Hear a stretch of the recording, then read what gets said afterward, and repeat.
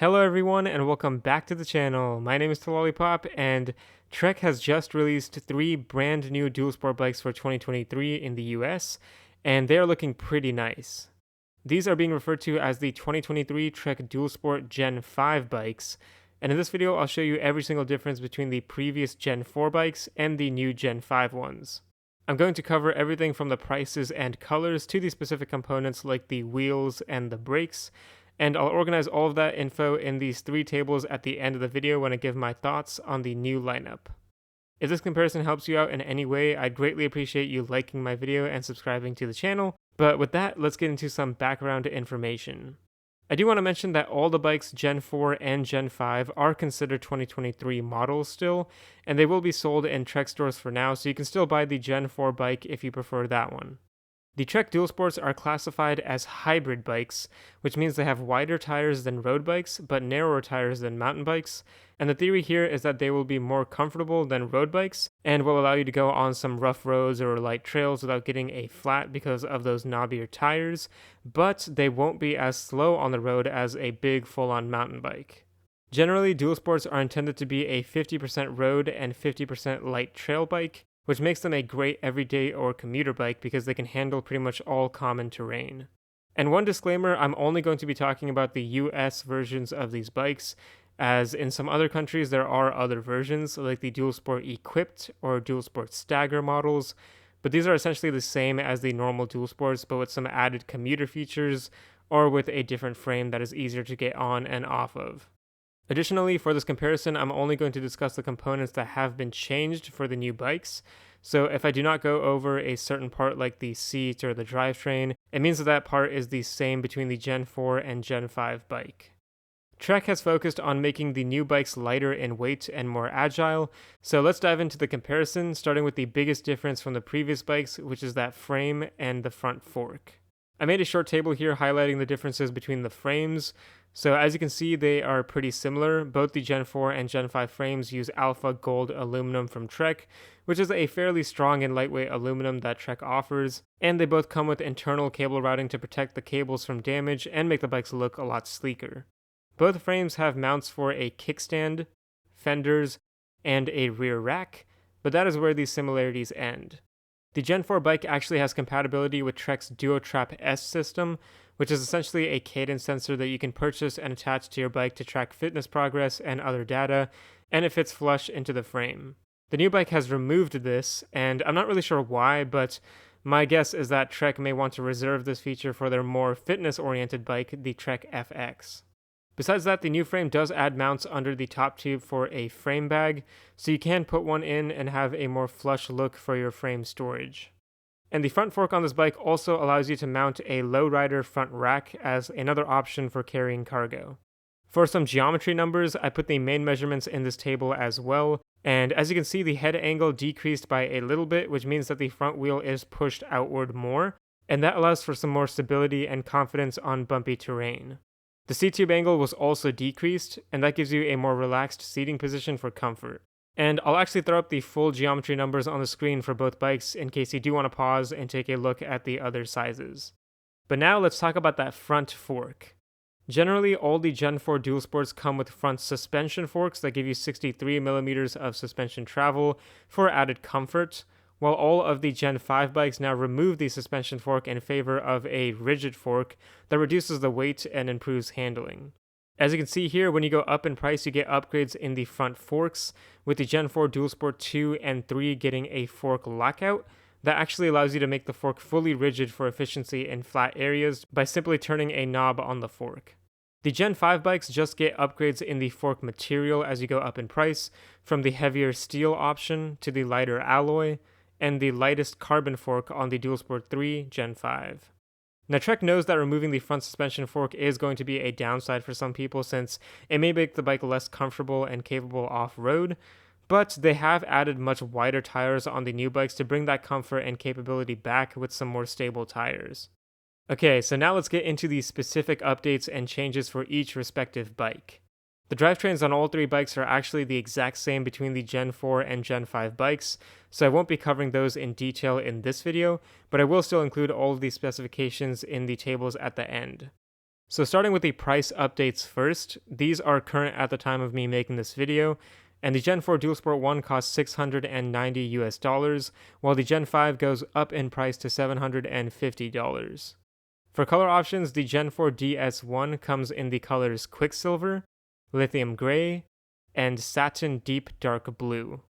The Gen 5 replaces all of these with the colors Lava, Alpine Blue, and Mercury. And besides the frame and fork, the bikes do have some changes to the wheels.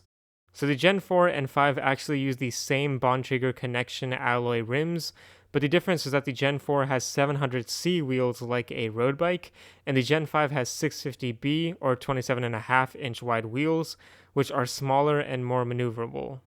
As a result, the bikes also use a different tire size, with the Gen 4 using 700C Bontrager GR1 comp tires that are 40C wide, while the Gen 5 uses Bontrager GR0 comp tires that are 50C wide. The GR1 tires have a more uniform tread pattern that is designed for gravel riding, while the new GR0 tires have a flatter area in the middle of the tire for faster pavement riding, and they have larger knobs on the side for handling off-road. And since these tires are wider, they will be more stable while riding to provide some added comfort. After that, we have the brake differences. Both bikes use mechanical disc brakes from the brand Tektro, but they have different mounting systems, as the Gen 4 uses a post mount while the Gen 5 uses a flat mount. There isn't much of a difference here in terms of braking quality, so this isn't a significant change. And lastly, we have the weight changes.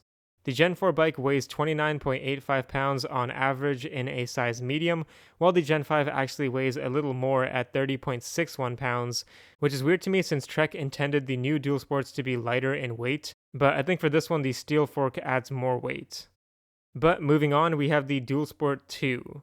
Price-wise, the Gen 4 bike comes in at $790, while the new one increases to $850.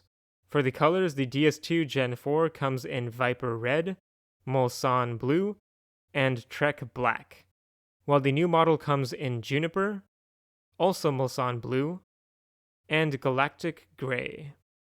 Now this bike has the same exact wheel and tire updates as the DualSport 1, so I won't cover those again, but you can see them here. The brakes are also different and have a similar story to the DS1, with the Tektro hydraulic disc brakes being replaced with similar Tektro brakes, but ones that have the flat mount instead of the post mount. And we do have some small updates to the handlebar and stem.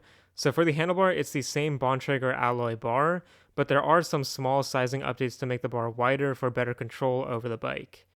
And similar story for the stem, we have the same Bontrager alloy part, but it is a bit shorter in the extra large frame size for better handling. And finally, we have the weight changes, which are luckily better this time around. So we have a 29.15 pound Gen 4 bike and a 28.2 pound Gen 5 bike that is about a pound lighter. And finally, we have the DualSport 3. The Gen 4 is $980 currently, while the new Gen 5 is $1,050. For the $70 increase, we have some color changes, with the Gen 4 coming in a dark aquatic color, matte Trek black color, and a rage red color, and the new bike coming in a black olive, crimson, and hex blue. For the component updates, we once again have some wheel changes.